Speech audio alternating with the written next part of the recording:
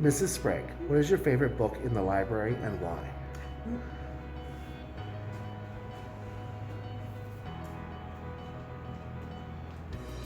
I love New Kid.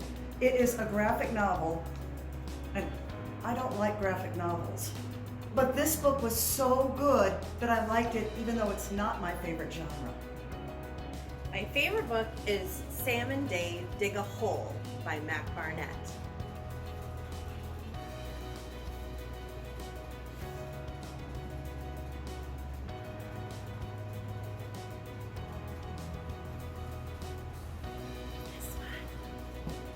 Sam and Dave go on an adventure trying to find something spectacular, but they can't quite see that they're digging around it.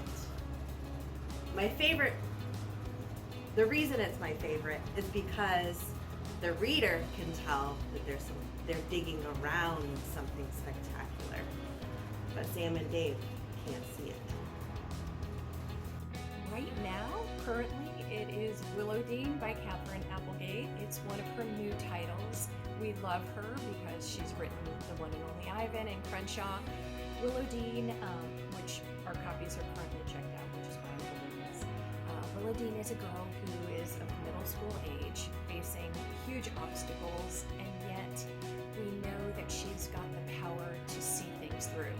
And once she realizes that it's okay to rely on others, we see that she's able to make great change. It's a story about conserving our environment, relying on each other and friendship. I have two, is that okay? Yes.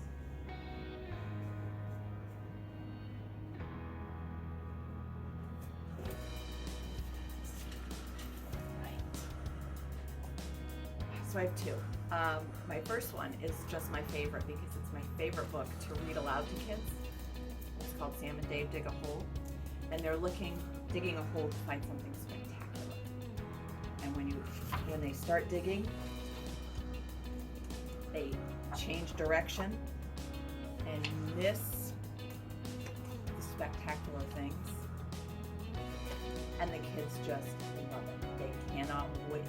They scream out loud, "Oh, keep going straight, go left, go right." It's a fantastic book. And my favorite nonfiction read aloud is called Mighty Jackie. And it is a story about a woman who was signed to the minor leagues in the early 1930s. She's the second woman ever signed to the minor leagues. And she struck out Babe Ruth. Pretty exciting story. Those are my two favorite read alouds for pre-K.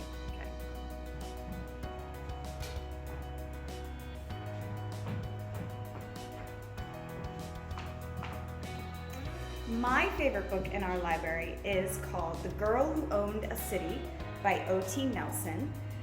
It's a book about a courageous girl and her brother, and there are no adults, and they have to learn to live on their own, and it's just a really great story about being brave and courageous and independent thinker, and it inspired me when I was